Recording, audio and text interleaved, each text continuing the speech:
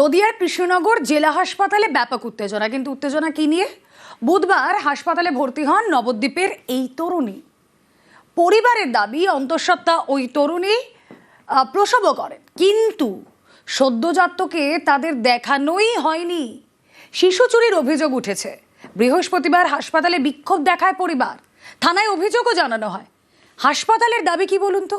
তরুণী নাকি গর্ভবতীই ছিলেন না।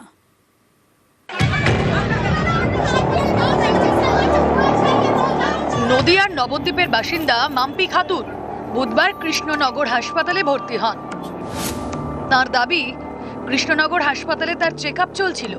বুধবার ওটিতে নিয়ে যাওয়া হয়। তিনি বাচ্চার জন্ম দেন বলেও দাবি। শিশুর কান্নাও নাকি শুনতে পান, কিন্তু সদ্যজাতকে তার কাছে দেওয়া হয়নি বলে অভিযোগ।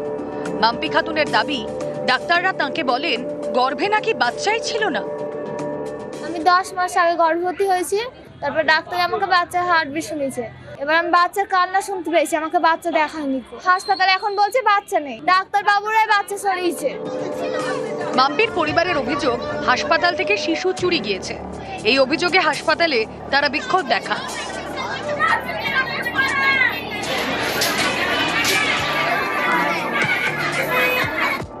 কৃষ্ণনগর থানায় লিখিত অভিযোগ করেন। আমার মেয়ে প্রেগনেন্ট ছিল, ওনাকে সিজারের জন্য নিয়ে যাওয়া হয়। ওই যে মেশিন দিয়ে চেক করানো হয়েছে, হার্টবিটটা দেখা হয়েছে, বাচ্চার 2 কিলো 800 গ্রাম ওজন, সেটাও দেখানো হয়েছে। রিপোর্ট করেছি, রিপোর্ট বলছে ওর নর্মাল বাচ্চা, ডেলিভারি করানো হয়েছে নর্মালে। আর এখন ডাক্তাররা বলছে পেটে বাচ্চা নেই। কৃষ্ণনগর জেলা হাসপাতালে মাম্পি খাতুনের চেক আপ চলছিল।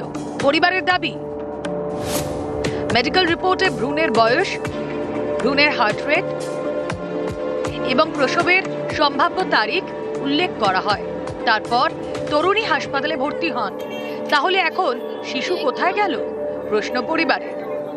মায়ের পেটে বাচ্চা ছিল, তার হার্টবিটও চলছিল, মায়ের ইউএসজি 4 বার হয়েছে, সমস্ত রিপোর্ট আমরা দেখেছি। এবং তো 21/1/26-এও মা ইউএসজি করিয়েছে এই সদর জেলা হাসপাতাল থেকে।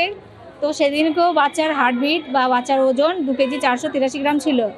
এখন হঠাৎ কি করে হয় যে একটা মা গর্ভবতী নেই, আর গর্ভবতী না থাকা সত্ত্বেও সে ডেলিভারি করাতে আসে? হাসপাতাল কর্তৃপক্ষের দাবি, তরুণী অন্তঃসত্ত্বা ছিলেন না। এটা ফ্যান্টম প্রেগন্যান্সি, সিউডোসাইসিস। এটি এমন এক মানসিক ও শারীরিক অবস্থা যেখানে গর্ভবতী না হয়েও কেউ নিজেকে গর্ভবতী বলে বিশ্বাস করেন। গর্ভধারণের প্রবল ইচ্ছে বা মানসিক চাপ থেকে এমন হতে পারে। এক্ষেত্রে অন্তঃসত্ত্বা হওয়ার নানা লক্ষণ দেখা দিতে পারে। স্পেশালিস্টরা দেখেছেন পেশেন্টকে দেখে ডায়াগনোসিস দিয়েছেন সিউডোসাইসিস বলে।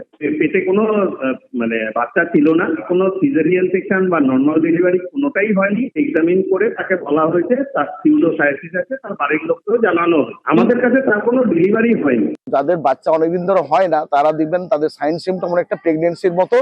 তাদের পেটটা ফুলে বমিটিং হতে পারে, এইরকম পেটটা বড় লাগতে পারে।